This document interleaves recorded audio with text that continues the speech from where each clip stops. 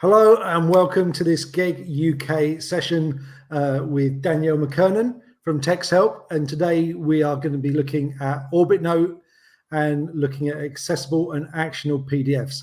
So this is my first time in a long time hosting one of these calls. So hopefully I'm going to get all the buttons correct and not click the wrong things. So just welcome as well if you are joining us live.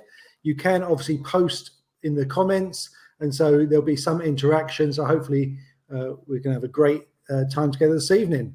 So as I said, big welcome to Danielle McKernan from Texthelp.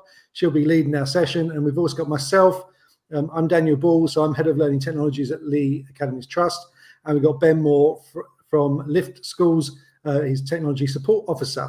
So for me this evening, one of the key things that I'm excited about is looking at how we're using digital tools to make learning more engaging and more active, because one of my kind of things I feel quite passionate about is that technology use isn't passive, but it's active. So the more tools we have that will promote that, the better. Ben, do you want to kind of share what you're excited about this evening and say hello? Yeah, hi everyone. It's good to be back on YouTube doing these sorts of calls, and thank you so much for everyone watching, and to Daniel and Danielle for working with me on this. It's fantastic. Yeah, I'm really excited today because we use Orbitnote and oh look, we're here, we're on screen. We use Orbitnote in two of our schools, like two of my schools, I should say, and I really stand by the fact that we need to be given equal opportunity, to every student, regardless of background and need. And I truly believe this is the right product to do that. So I'm really excited to sort of see the new look. There is a new look that's been brought in over the last few weeks. So I'm really excited to see that, and really just to share the passion I have for this tool with everybody else, really. Brilliant. Thanks, Ben. So Danielle, do you want to introduce yourself? Sure. My name is Danielle. I am from Texthelp, and I am a former user in my own personal classroom of Orbitnote. So hoping to bring to you today lots of the tips and tricks and the uses that I found that were really helpful and impactful for me in my own classroom with Orbitnote. Excellent. Well, let's get underway then. I'm going to queue you up and we'll jump in with questions and any thoughts, comments we have along the way. But as I said, if you're watching live and you've got any comments, then do put them in the chat and we'll pick those up as we go. So Danielle, over to you. Brilliant, thank you. So everybody, you can see on our slide, I am joined by two amazing EdTech people. I'm really delighted to have them on the call with me tonight. I have followed their work for many, many years before I joined Texthelp as part of the GEG community. So it's absolutely brilliant to have them join me tonight, and they're going to chip in because they have a wealth of experience and they're going to add in everywhere where they can.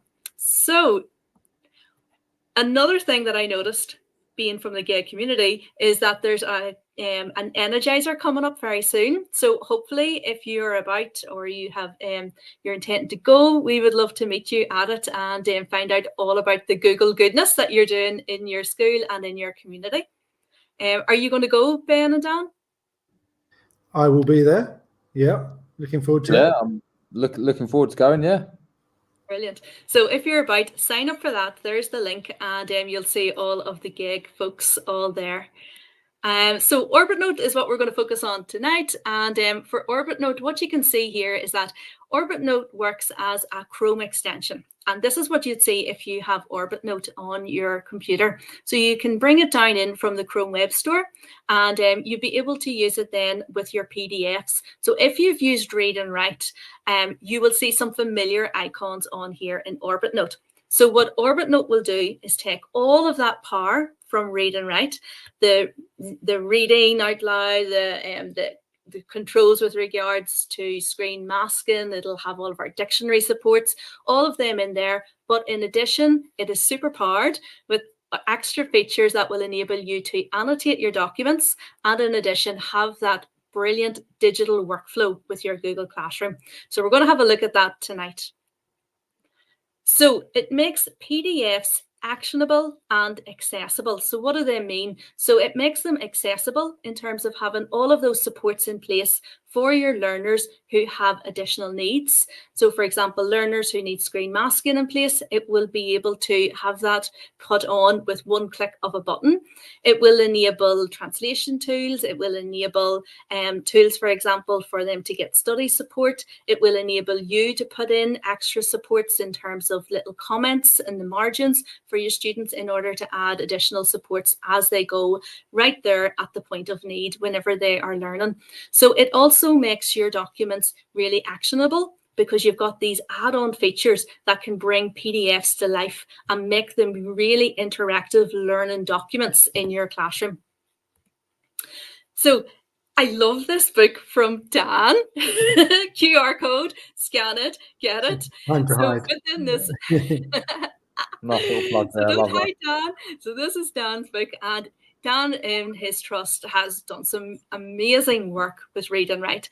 And as I said, in the Orbitnote toolbar, it has got built into it the Read and Write features. So take a look at this book, and you can use a lot of the tools and techniques that Daniel has worked with all of the team in his trust, and you can use them as well within your school. There are brilliant ideas there for really bringing teaching and learning to life and making it accessible for all. So thank you for that brilliant resource, Dan.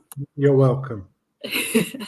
So what do we use our Orbitnote for? So we can use Orbitnote to bring in any PDF that isn't currently accessible and make it an accessible document. So there's a feature called Scan Text, and what it will do is once the document's been brought in, if it doesn't detect that it can be read by a screen reader, it will then perform that process automatically. So you don't need to worry about that as a teacher. That can all be done for you. So whatever document you bring in, you can have complete confidence that it's going to be made accessible to all of the users.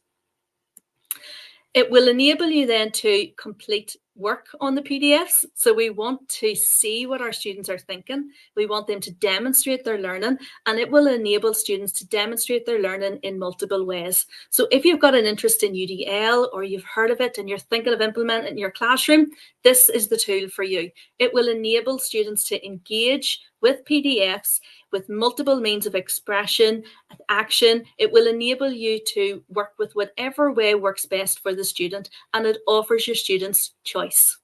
And that's the thing. They can work in many flexible ways, and you, the teacher, just by providing your Orbitnote Chrome extension, have immediately put that choice in place for your learners. You don't need to go to the extra steps of recreating documents or redesigning them in a different format or creating multiple types of ways for the students to engage with the work. The tool does it all for you. So it's a scaffold that's instantly in place, immediately available for the students. The main thing as well that I like about it is that it will remove that sense of stigma. So for those students who really need these supports and those students who use the teacher are trying to encourage to use them, it means that they have got them right there available to them, but so does everybody else in the classroom.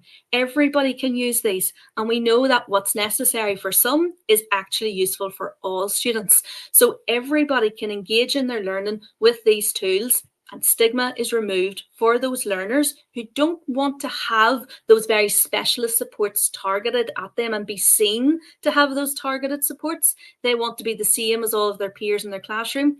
And here you can provide that environment whereby they've got the supports, they've the supports to use as and when they need them, but they're not made to look any differently.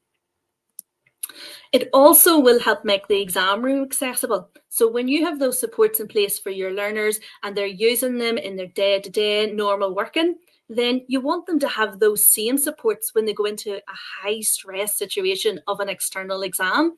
So Orbitnote has got a solution that will enable you to bring those into the exam room as well. And Ben, you've been having a little look at this briefly. Yeah, I mean, when you say briefly, we've been using it across both of our schools for 2 years now, and even just today, I was running just a mock setup ready for after our half term where we can really get that going with 2 exam teams, and just put simply, it's just easy, it's wonderful, it just works.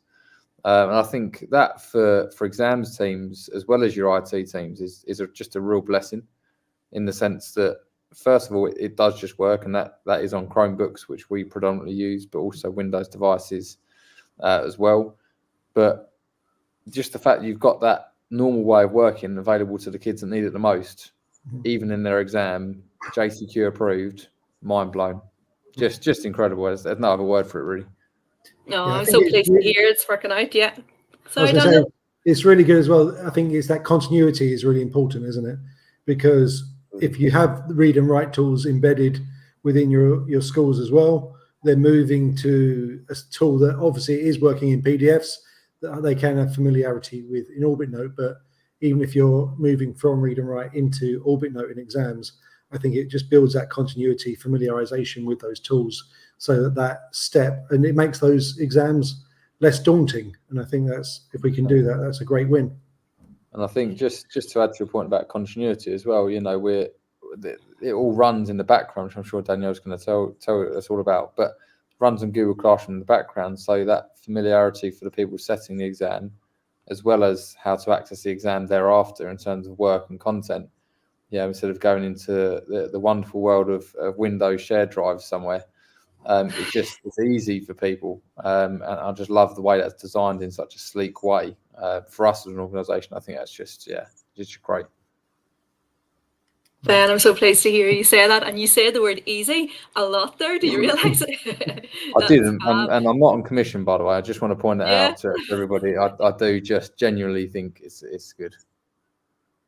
One of the comments that I hear a lot about it for students is the text to speech, and the fact that whenever they have it read to them electronically, it enables them to be able to have it read as many times as they want. Because sometimes if they have a human reader, they have that barrier whereby if they've repeated it a couple of times, they don't want to ask the human to have it read again. Exactly. You know, it's just embarrassing. And so it gives them like that sense of ownership over their own exam experience and complete independence. So I'm delighted. 2 years, Ben, you've been using it? 2 years now. Second year of, we run all the way through the mocks last year. We're now got a second year group in and running up to live exams as well this year. So we're really going for it this year. Yeah. That's going to be exciting. Because I was going to say one of the benefits of using that digital reader is because in certain exams, the human reader isn't allowed to read the text, are they? Because of the risk of intonation and tone, and whereas a digital reader is very digital, and so is acceptable, which is great. Absolutely, that's a really good point you said. Yeah, I think it's the English language. When you can, but yeah, that's a really good point. It also takes the pressure off of a lot of UK schools and schools elsewhere, in fact, you know, struggling to get those readers and scribes for exams. Yeah. You know, that's a real, certainly for us, is a real challenge, and I think this provides an alternative to that, which is viable. So that's another win, you know, if you look at it from a staffing perspective. And cost. Absolutely. Yeah, cost. I didn't want to say it, but cost is a big thing. Yes. Yeah. And you said, like, even the scheduling of it, I'm hearing from so many schools, if you were trying to work with human readers, just trying to find actual physical accommodation in your school to try to facilitate all of the exams and the students that require them. And what I'm hearing as well from many schools is that there's an increasing need for accommodations for many students. So with all of that, then the work that you're doing in your school is certainly streamlining the process for your teaching staff, and also then adding extra supports for your students. It's a win-win. Yeah, certainly a team effort. I just want to point out, definitely not a one-man band. Certainly a team. Yeah, that's right, Ben. I mean, it is, as you say, you do need, for example, your IT support on hand. You need your Senko on board. You need your teachers on board to make sure that the normal way of working was happening too. But as you said, it's certainly all worth it. Yeah, 100%. Brilliant. Thanks. Let's carry on. Yes. So this is what it looks like in exam mode. So in exam mode, as Ben said, it's fully JCQ compliant. So to make it JCQ compliant, then there's a reduced feature set on the toolbar. And this is the feature set that will be available. So they can have the text to speech, they can have the screenshot reader, which will enable, say, for example, diagrams to be read aloud, little bits of text on the diagram. the screen masking, highlighter, and then some in a little text box so that you can annotate on the answer sheets. So you would be using, for example, answer booklets, separate booklets, not the actual paper to annotate on. So if you want to find out more about exams, Ben is your man, and contact me as well. So what features will you see then in the full toolbar of Orbitnote? So what you can see here is there's a lot more than that reduced toolbar that you saw in the exam mode. What we've got are additional annotation features here. We've got push pins, which are unique to Orbitnote, that you don't have them in the read and write. We've got freehand drawing to enable the digital linking to be used straight directly onto a PDF. We've got our shapes, so you can draw annotations, diagrams. I love this for mind maps in my classroom. In the moment, just asking students to do a retrieval brain dump.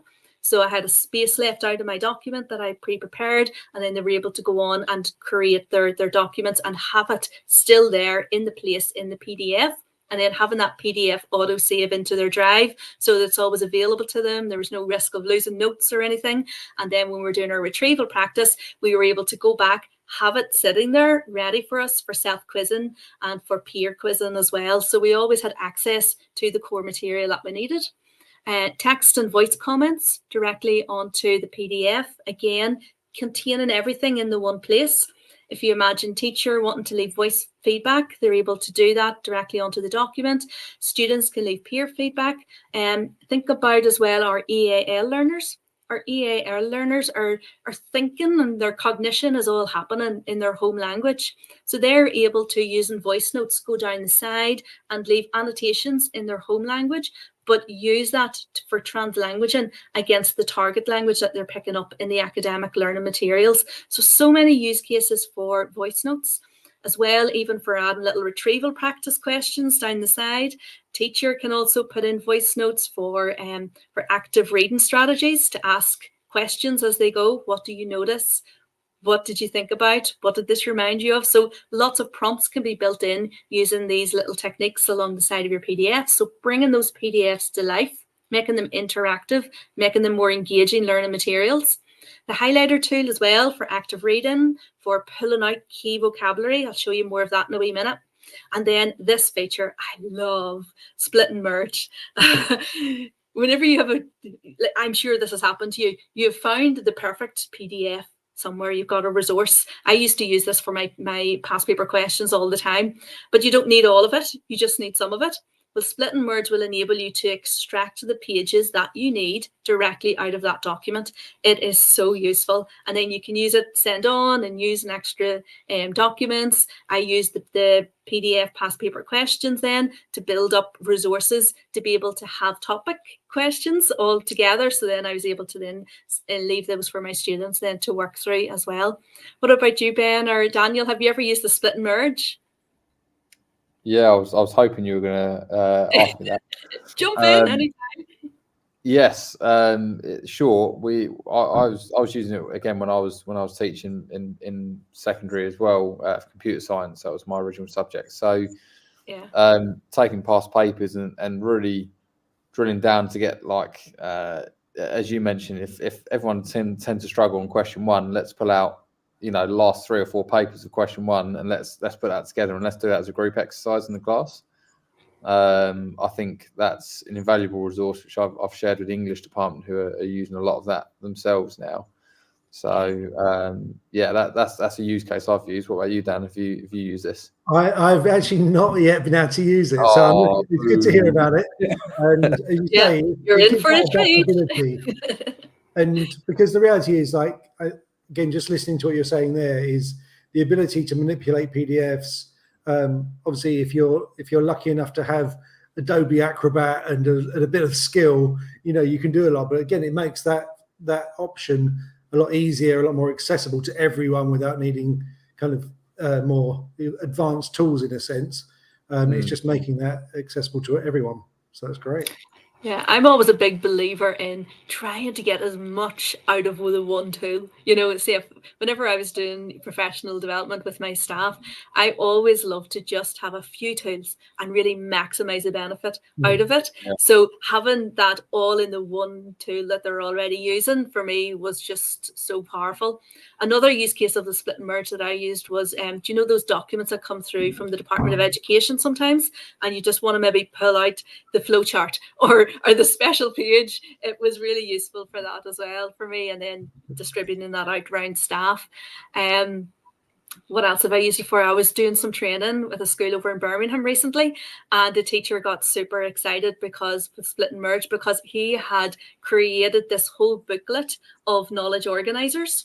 And then he had them all in the one thing. So he had done them all in the one document, created his PDF out of it. And then he realized after, oh no, I actually just want to give that set for that topic now to the students. I don't want to give them all now in one go. Yeah. So he was able to then, whenever we showed him that, he was like, I can't believe this. Do you realize how long I actually spent trying to pull all of that apart and saving it as separate pages and so on? So just that little wins, the time saving. I think that's the underlying message I'm seeing anyway. It's a time saving that it can offer, not just for exams, but for other use cases we do every day in schools. You know, I'm even thinking about, you know, when it comes to admissions packs and PECS packs and stuff like that, you know, or even redactions on things. You know, you could really look at this in multitude of ways, and I haven't thought about that till just now.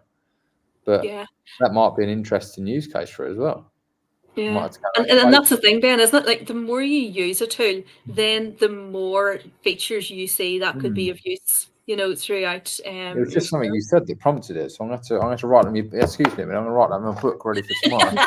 You see, Ben, we need to keep talking. The ideas will flow. Yeah, this is working. And not to just be shamelessly promoting, but I think that was the idea behind the book that you showed that I'd done is again, we have these tools and we sometimes think of very kind of obvious ways of using it. And actually, when we kind of get a bit more creative, we actually realize there's a lot of additional uses. And you say we want to really squeeze as much as we can out of it as possible. And here we've just seen the power of the Google community as well. So whenever everybody talks, collaborates, then that's it. We make each other better. So brilliant. Darren's caring. Yes. Sorry, I'd really teased you. I've been hanging around with Darren too long. I'm sorry. So our accessibility tools then, so making sure that those students that need those supports have them. So necessary for some, useful for all is a phrase that you'll hear us at Texthelp say a lot. And we really believe in inclusion in the classroom, believe that all students should have access to these supports and that they are beneficial and useful for all students. So what you can see here then are our main accessibility tools. So the OCR scanning that we chatted about before and the text-to-speech. So every student can benefit from text-to-speech. I use text-to-speech myself, sometimes just to reduce visual stress. My favorite voice, and I say this to lots of people, is the Scottish Fiona one. There's something about the accent. Everything just makes sense when I hear her speak. And I think it's very personal for everyone. Everyone has a voice that they prefer and that they like listening to. If you think about your car and the navigation system, there's some voices that you could take directions from better than others. So text-to-speech then, it's a huge win, and not just for those students who need it, but very beneficial for those, and I'll talk to you more about that in a minute. So what we can see here in action then are some of the accessibility tools in terms of the screen masking. So this is what it looks actually in Orbitnote. So you can see what we've got opened here is the Orbitnote, and you can see the toolbar along the top. We've got our screen mask facility switched on. Screen mask totally customizable. You can see the students can make it their own. There we can change the reading light. So if you wanted to have some focus there, I actually use this feature for retrieval practice. If you imagine holding it there, asking yourself a self-quizzing question, then moving along and seeing the answer, I think it's a really, really good use for it. So here it is once more, clicking on that icon, and then those settings stick and you're able to go in and use it. Lots of students actually switch this on, even though they may not have a particular need for a screen overlay, but it's really useful for them for focus. So some teachers will use this in order to ensure that the students are working on that particular piece of text at one time. And if you imagine you as a teacher, you could go up and just pause that bit if you wanted everybody to pay attention to that part of your screen. You could also, if you think about doing a do now at the start of a lesson, you could have the do now up, and then the overlay could be in a darker color. And then when you want everybody to see the answer, to check it and to do some peer assessment, you can just move it down. So many use cases for it, over and above the actual accessibility need of Screen Mask as well. We do a lot of work with Leo Academy Trust. They have used extensively Orbitnote as well throughout their trust. And what they noticed was that one of the main features that their students were using was this screen masking. And in fact, there were some students going home and wanting to use it again at home for their reading, and going home and wanting to, if they didn't have the tool, make a little cardboard version of it because they found it so helpful. As well, if we think about reading digitally and on screens, really our eyes, are forced to kind of to skim down through text when it's digital, not like a book. On a book, our eyes go from left to right, and we're able to focus better. And that's why you hear, I think, lots of people saying, "Oh, reading on paper is better than reading digitally." But listen, there's going to be lots of digital materials that students need to access. So we need to, I believe, train them in how to read really well digitally and on screen. And this is a really useful tool to help support that digital reading and screen reading, to make them pause and concentrate on parts of the text at a time and really process it before they move down, and prevent that digital situation whereby your eyes are just quickly skimming and not really processing it and taking it in as well as you would like. So the annotation tools we're going to look at, all of the annotation tools you could need. Everything's in there. We've got text for typing in directly, and we've got push pins, which are nice little subtle annotation points that you'll find along the side of documents. I'll show you that in a minute. Freehand drawing, that's our digital linking, different colors available, thickness, lines, and so on. Shapes to be able to draw those mind maps I talked about, text and video comments, and then our highlighters for building, for extracting certain words, for doing studying, for highlighting parts of the text to go back for retrieval, but also as well for building some little vocabulary banks, which I'll show you now. So this is our Google Classroom integration. You use this, Ben, yeah? All too familiar for me. Yeah. So what you can see here is these annotation tools in action. So here we've got our digital linking, all on a PDF. And PDFs are used so widely still in classrooms. I mean, yeah, like Daniel, does your school, you're still quite PDF based? And I think this is where my frustration lies, because you see these PDFs and you're like, make this active. Don't just have it as a passive experience. Make it an active experience, and definitely don't print it off. It's like, oh, I've got a PDF. The only option I've got is to print it off. It's like, no, don't print it off. Make it active. And I think one of the good things realizing with PDFs in Google Classroom is because you can make a copy for each student, then you can get that work back in digitally as well from those students. So that's great. Absolutely. And you can see here that this document is being annotated by the student and marked up with digital linking. But in a minute, I'm going to show you that there can be multiple ways to engage with this document. They can engage with text. So it enables students to respond in a way that's best for them. And here we are doing the hand-in process. And then the teacher end, the other side, the teacher has got the work then sitting in the drive, and the teacher is then able to load it up and do digital marking straight onto it. And as you said, Daniel, then removing the need for the printing off and being able to have it all there. And you've got then as well that evidence of learning inside the Google Classroom. So if you wanted to go and check where the students are performing, you've got it there. And in addition, if you think about the classroom where you're maybe sending work directly out to the students, you can select the students who get particular pieces of work.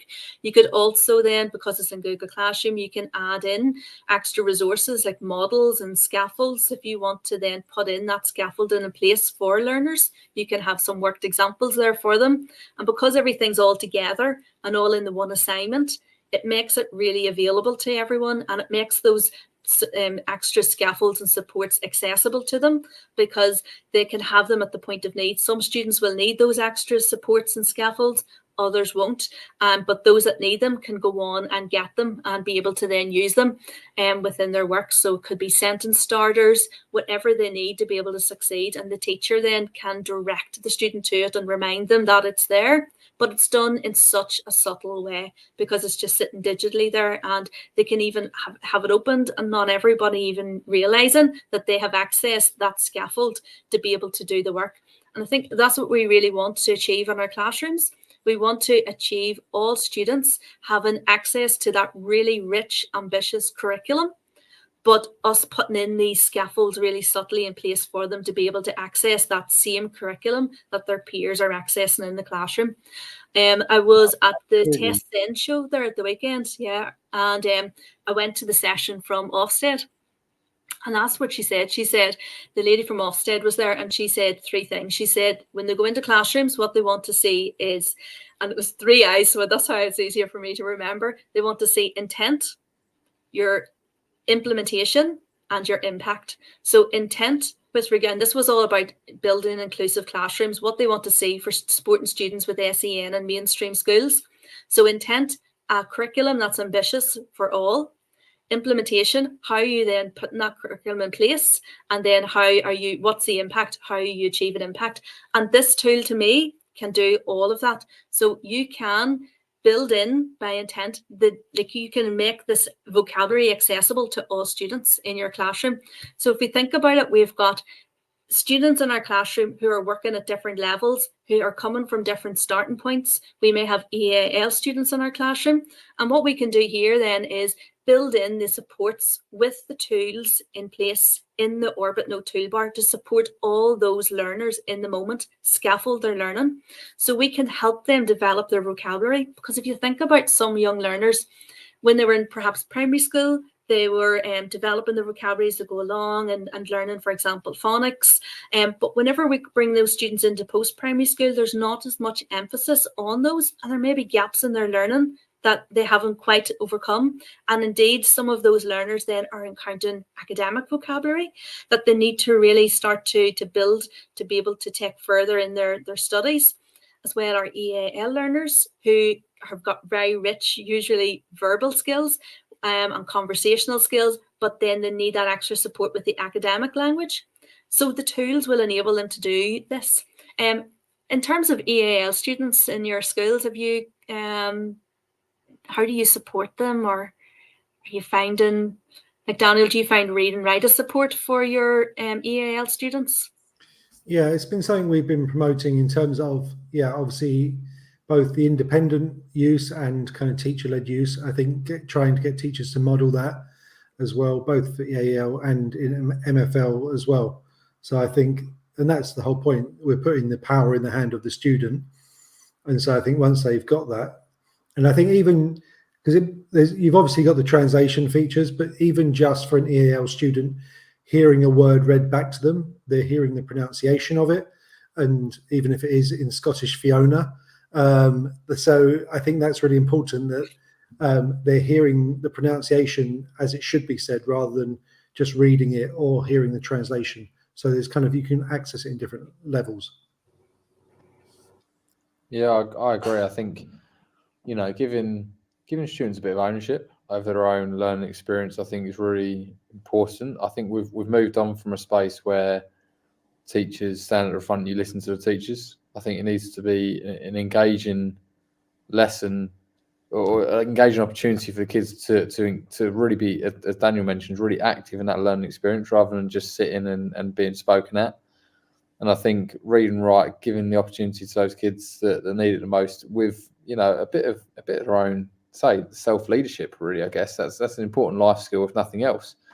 Just giving them that opportunity. So, yeah, I think that's a really, really good point that both you and Daniel make there. Actually, yeah. Yeah, I love that. Dr. Fiona Aubrey-Smith uses the term dignity, and she says that it gives the students dignity in their learning, and I think that's so powerful. And if you imagine our students, then they don't always have to be reliant on an adult to supply this vocabulary for them, or to do that pronunciation that Daniel was talking about. They're able to access that themselves. I think that's the power of technology, to be able to provide that for our learners. And yeah, I think it can make a huge difference. It also takes the vulnerability away, I think, as well, you know, because some kids are not, you know, they're not going to be so forthcoming saying, look, sir, I don't get this, you know, can you explain it again? Because of the fear of embarrassment around their peers, you know, and having the read and write tools that, you know, have the dictionary and the picture dictionary, you can almost access and re-look at that. But before, you don't need to put yourself forward and make yourself feel silly, even though everyone else is probably thinking it. Let's be honest. There's a question that's got to be asked. Normally, there's someone else in the room thinking the same thing. But given the kids the autonomy to do that without feeling so vulnerable in front of peers, I think that's a whole different thing, which I think is so powerful. Absolutely. I had a student who was working actually well above the classroom norm, and she wouldn't ask for help with things, even though, you know, she was, I guess, one of the higher achieving students. And this to me was a great tool for her, because her whole identity was wrapped up in being the best in the classroom and knowing all the answers and knowing all the words. So it was actually difficult for her as well to be able to put her hand up and say, actually, no, I'm not the best anymore. I need that word explained to me. I need that. But having the technology here to be able to do that for her actually accelerated her learning even further. So this is what we mean when we say, like, it's necessary for some but useful for all. It supports all learners in the classroom and across that wide range of need. So yeah, really powerful. 100%.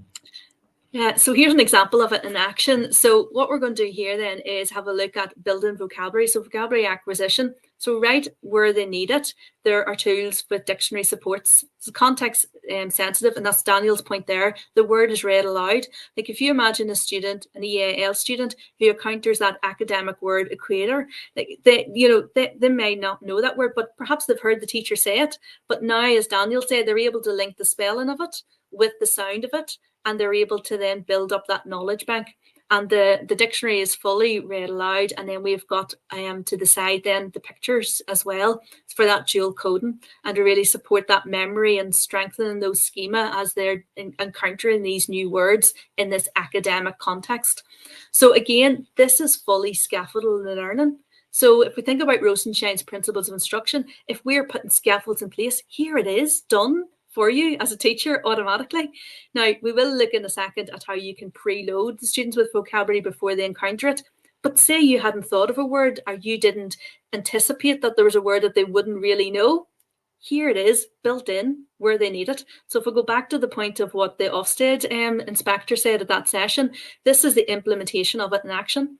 You've got a high quality curriculum in place. You want the students to learn this high quality work. And now we are implementing those scaffolds. We are allowing all students to access it. Not everybody needs to switch on these dictionary tools, but some will, and some need it, and it's there for them then if they do. And is this the same one, or okay? Yeah, so now what we're going to do then is build up our vocabulary. So if you imagine, as you said, Ben, giving the students that sense of ownership, allowing them to then build up those vocabulary words that they need to remember, or they want to have to hand for themselves later for studying, for revision. Or as the teacher, if you, before you go to teach a topic, know there's going to be words here that I know that are important, that I know that the students need to become familiar with in advance to remove that cognitive load entirely, so that when they have the meaning of it, and here's a vocab list that was automatically generated, so this can be given in advance. They have that list, they encounter those words. So then when we meet it in the context of the lesson, we have those cognitive hooks and that schema already started. So then this lesson can start to fit in place, and it really removes that cognitive load for the students. And that vocabulary list that you're going to see generated again in a wee second with the words that we've highlighted, the students can engage with that in whatever way they want. So they can, for example, have those definitions read aloud. They can put their own wee symbols in there where they want. I used to get my students to build another column into this, because it's a Google Doc. You can customize it whatever way you want, and put in a wee mind map using Google Drawings. And then they had everything together all in the one place. But using our Orbitnote document, this PDF, as the springboard for then those further learning activities. So really, really useful. Have you used the highlighter tool or the collect highlighters at all, Ben? Yeah, so it's literally about 3 hours ago, I run a session for staff on using the collect highlights feature, ironically. And it's really interesting because when it comes up as it is on the screen right now with the notes, I always advise staff to change that to contextual application or context in there. And I think it's a good idea to get the students, you've got the word, you've got the meaning, you've got the symbol. Now write me a sentence with that word in to show me you understand it in your words. I want you to tell me, use the word and put it into context so I can see you understood that.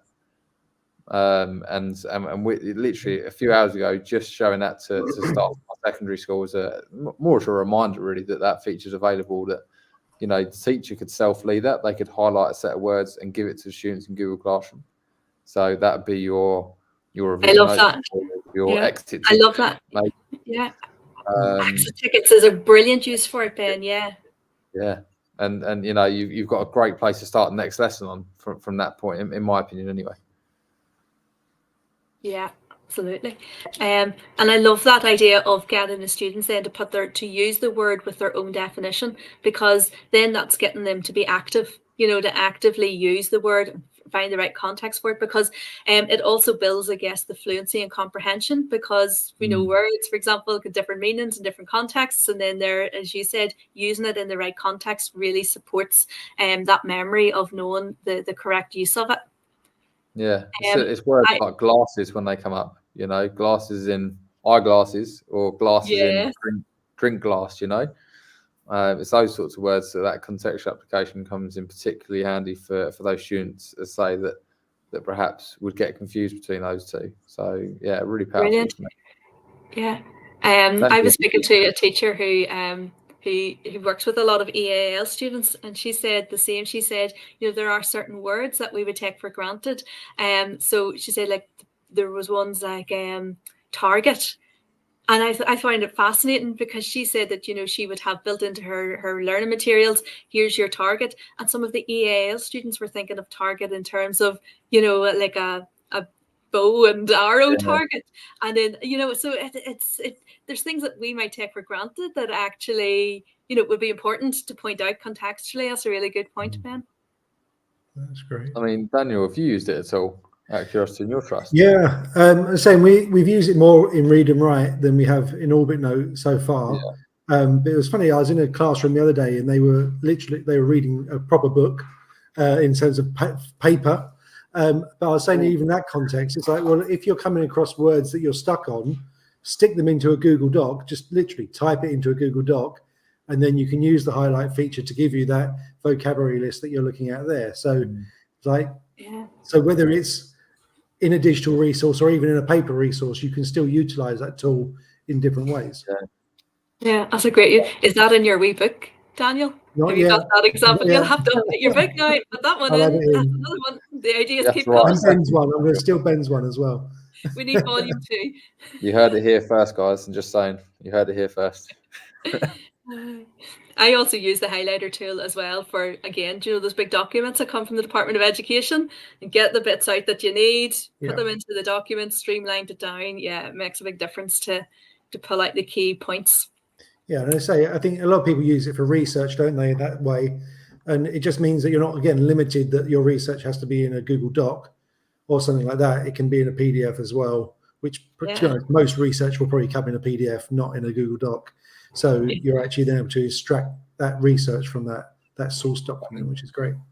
And whilst not strictly, in Orbitnote, it is a read and write feature. I'd love to mention. I don't think it's in today's presentation. I could be wrong, but certainly go and explore it. If not, the simplify feature for website. Oh wow! Wow, so a spoiler there, Ben. Is it in the presentation? Is it in the presentation? It's not the simplify feature for read and write for the web. Yeah, it's not in this one. It was in the read and write one. Catch that recording. Okay. In which case, I'll point people back to that one.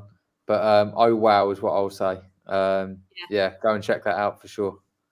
Definitely, it's brilliant tool. I think that's the one that a lot of teachers go, okay, yeah, whenever they're shown that, they just go, right, I can see so many use cases for this, just to keep the students focused on their learning, to concentrate on the page. Even for myself, sometimes I just like the distractions removed, just get rid of all of those ads and everything down the side. It's a brilliant feature. I agree with you, Ben. So the one I've got on the screen here now, then, so this is the push pins. And the way the push pins work are, you click on the little push pin icon. So there we go, clicking on the icon. And then I just simply tap on my document. What it'll do is put in a really subtle little note onto the document itself and just let it sit on the document, and I can move it around if I want to. So here, for example, I'm putting in a note and I'm using the type feature to type it in. But you can see on that little toolbar that I can actually use prediction tools. So I can have inbuilt writing support to be able to write my comment on there if I wanted. I can use talk and type, so I can dictate it in. So if you imagine a teacher wanting to leave notes along the side of the work, they can dictate it in. And then what happens is, you see how I went away? It's so subtle. And I love this feature because, do you know the way if you have got a set of notes that you're given, learning resource that you're given to your students, and you really don't want it cluttered? You want them to be able to see the document as you intended, or to see the resource that you put before them. And you don't want it cluttered up with your extra notes. So here you can put them in very subtly throughout. So that could be, for example, an extra question that you want them to answer. That could be a link to a supportive resource. It could be a link to a YouTube video for them to go and watch for extra support on how to finish something, say a video on a how-to video that you've done. There's so many uses here for just putting that in subtly at the point of need. Some students may need it, some may not, and the students can do this themselves. Yeah, what do you think of that feature?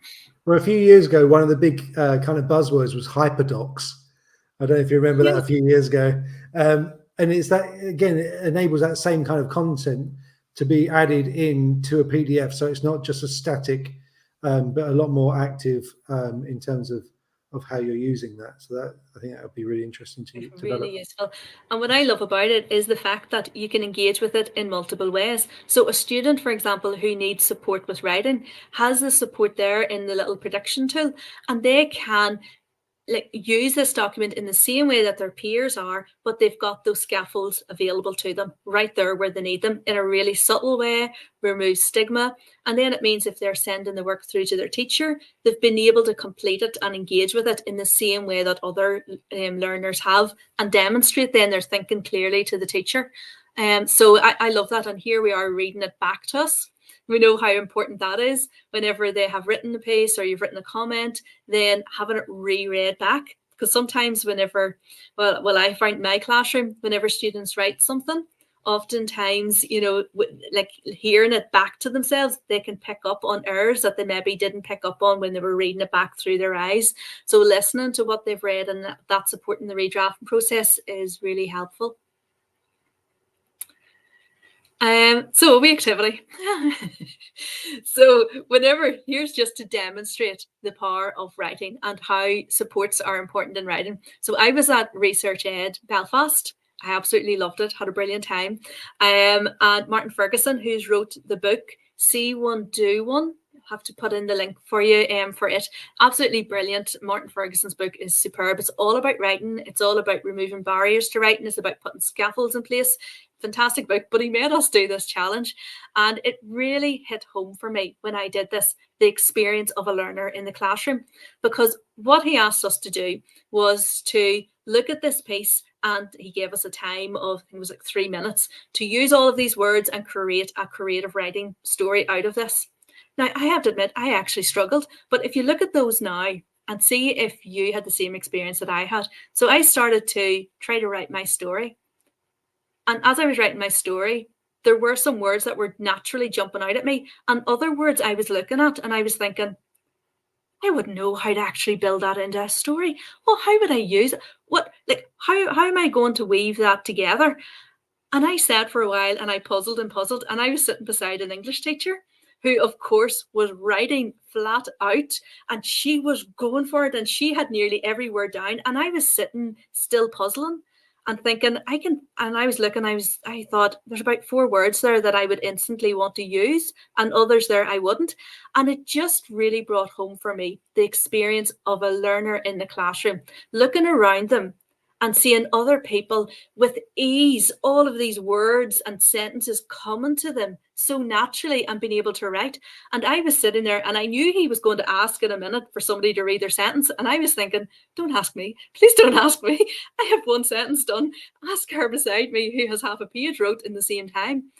And then it just really got me thinking. And I thought, do you know what it is? It's all about how frequently you use certain words in your everyday. And the words I use every day, mostly in my day-to-day work, and also when I was a teacher, I taught software development and computer science. Like, the words that jumped out at me were password, document, words like that. And my sentence was that. My sentence was something like, she wanted to open the document, wrong password, it said, she exhaled. And that was it. Something like that. It was like trying to make a wee joke about not knowing what the password was to open the document. And I found it really interesting, because what it showed me was that the words that were really in my schema were the words that I was able to use in the context of writing. So for students who don't have vocabulary in their schema, they don't have that academic language. If we haven't used, say, those vocabulary tools, those tiered vocabulary tools that we talked about earlier to help build their vocabulary, it impacts their writing as well. They're not able to then bring those academic sentences together. But what about you two? Did any words jump out at you in it, or am I just strange? No, I think there's definitely words you're drawn to, aren't there? Yeah. So depending on what you normally do in your life, and there's some probably words that you would like to avoid. Yes. Yeah. I mean, to me, yeah, I don't mind sharing mine. The ones that stand out to me, I think, rhythm and harmony both stand out to me. That's the inner musician in me. I was a drummer, so they both stand out to me quite positively. And the other two that really sort of are striking me is absorb and motive. I think that relates more so to my work being, in the sense of try to absorb as much information as I can about different things. Not necessarily be an expert, but certainly try to absorb that, but also the motivation to want to know it, if that makes sense. So, you've got my personal hobbies, music, and my professional, not hobbies, but professional attributes where I'm desiring to know as much as I can about different things. So it's strange. When we looked at this earlier, I was just really looking at it, and it's strange how you say, like, certain words call you out. You just draw to them, and it's really, really hard. I can't get my head around it. Yeah, it's really strange. And if you think about students, perhaps dyslexic students, so they have all of these words in their head very often. They can think of these words, they can talk about it conversationally. But perhaps one of those dyslexic students, if you ask them to actually produce that in a piece of writing, sometimes you see the disconnect between what they could speak about and what they could actually write about. And they may not use some of this rich vocabulary that they can speak because of that barrier with writing. And they may not use the word sage, that. for example, and yeah, I see that firsthand, because even outside of work, my best friend, he's dyslexic, and I showed him these tools, ironically, when I was looking to bring it in for the kids. And, he said, where is it? Why was this not available when I was at school? And even what you just said there about, able to speak, so fluently and use all these fantastic words, but trying to get them on paper is nigh on impossible for him. And he tries his absolute best, but he doesn't have these tools available to him. And I think that you hit the nail on the head there. I think with how dyslexic students or even adults that work in our organisations could benefit from this.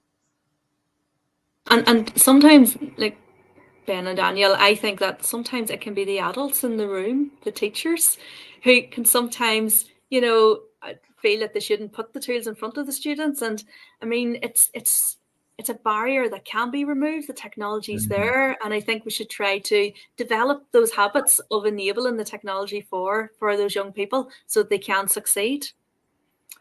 So this is it in action then, in terms of bringing in text. So say, for example, a student wanted to use that rich vocabulary. If we think about our dyslexic learners, how are they going to engage with this type of work? So they will now be able to use the talk and type, the dictation tool, to be able to use that rich vocabulary that's in their mind and have it dictated directly onto the document. So the teacher can now fully see their understanding. They can see their comprehension of the topic, and we're not dependent on them typing up and perhaps self-censoring some of that rich vocabulary that they already know. So students can engage in multiple ways whenever they're responding and demonstrating their learning. And all digitally appearing on our document, which can then, of course, have that workflow sent right through to Google Classroom. And there's us listening back to it, self-editing, self-correcting, dual highlighting, you can see, for each word as they go along. So getting to the end now, and just wanted to talk to you a little bit more again about Leo.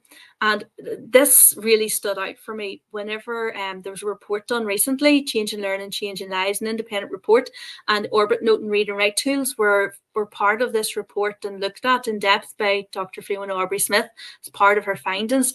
She said that one of the most striking features in Leo classrooms is that it's really difficult to identify children with SEND. And I thought that was so powerful, that those children felt that sense of belonging in the classroom, that their needs were valued, noticed, recognised, supported, and that they felt a complete part of the classroom, and that any other visitor looking around, it was just invisible. The supports were there by default, scaffolds were in place, and they could access them as and where they needed. So I think that's a vision for classrooms that we would love to see. And there's a little QR code if you want to look at that document in more detail. It's a brilliant findings, really comprehensive piece of work. The findings then, they found that it was a really inclusive environment, reduction in those SEN figures that we're finding actually rising in many schools. They were able to support their SEN learners directly in the classroom, which meant that they didn't have to add more students onto the SEN register. Independence that Danielle and Ben, you've both mentioned, the idea of the technology as an enabler in the classroom, the development of that new vocabulary, those tools that we looked at, they have seen improved outcomes because of using features like that, improved outcomes to their reading scores in their school, improved comprehension as well, because we know that if students can decode, it builds fluency and then in turn builds that comprehension, and then reducing cognitive load then for vocabularies, for reading supports throughout. So writing scores as well, they saw a huge impact there. Writing scores were the highest, even though the challenging cohorts. So having those scaffolds, those prediction tools, the dictation tools, all of that in place, engaged the learners and enabled them to really succeed and improve their writing. You've met Graham, I'm sure. So it was Graham's vision that really enabled that for their schools. And that's what we have in both you, Ben, and you, Daniel. We have leaders like Graham there that have seen the technology, seen the power of it. Everything that you have said here tonight shows your depth of understanding of how to support learners and to use a technology as a change maker for those young people to support them in their learning every day. And just like Graham, you two are exactly the same. And Graham has put this in place for their students and said that he knew that it was going to make a difference, and indeed it did. So finishing up then, training and support. If you need more help, there's a full website, full academy. Have you, either of you, used the academy at all? Yeah, I mean, I've done level ones, Texthelp Academy, and also got all my LSAs do the same as well. So they're all level one certified, yeah. That's brilliant. I love that, Ben. So you have worked with your staff and encouraged them all to do the read and write certificate. Is that right? The level one? Within the SEND department, yeah. Everyone in the SEND department has got level one, yeah. That's amazing. Well done. Really, really good. So on here, I mean, when I was a teacher and I was using Texthelp tools in my classroom, I loved the academy because whenever I was introducing it to my staff, I just used a few features at a time. So we mostly just focused on, the read, the text to speech to start us off. So then whenever other teachers were really ready for more, but perhaps they didn't have the scheduled time in our professional development calendar yet for it, I was able to direct them to here. And there's lots of little feature videos on here where they could go off and independently explore the tools and then use them. Do you know those champions that you have in your school that see the opportunities and are ready for more? So it's everything that you could possibly need is in there in the Texthelp Academy. But please reach out to me if you've any questions or you want a more in-depth look at it. I can take you through it and then we can have a look together. So coming up then, next few sessions, we've got Equatio coming up on the 11th of November. So maybe you can join me for it. So Equatio is taking the power of making your maths digital. So it's basically I got distracted there because I just thought, I should have showed the icon in Orbitnote where we can now bring in our Equatio, but I'll show you that next time. So basically it can work with the Orbitnote that we've looked at today here, and it will make it digital. So it will take, say, mathematical formulas that you have, and it will be able to digitize it and decode the reading of the maths so that it reads it in a mathematical way. It also has inbuilt whiteboards. We've lost Jamboard, so this potentially could be another tool for you to use and to make those whiteboards sit directly on the PDF that you've worked on in your Orbitnote. So join me for that in a couple of weeks on the 11th of November. So looking at Equatio. I love as well the Equatio for assessments for Google Forms. The integration with Google Forms is phenomenal because you can really make thinking visible in there. You can get them to do all their workings out and then show that in the Google Form. Do you know the way in Google Forms at the minute it can be very text-based, and whereas there it can put in the actual thinking of their maths straight through. So come back for more. And finally, I'm doing at the minute a Google Trainer Development Academy. We just started. It's along with Canopy. We had our boot camp, but it's recorded, so still join us. We're going to be a Q&A session in November, so you can come along and ask questions. And there's the wee bit.ly link if you want to sign up, and I will get you added into the group. So, Daniel, Ben, thank you so much. Superstars. I really appreciate you joining me tonight.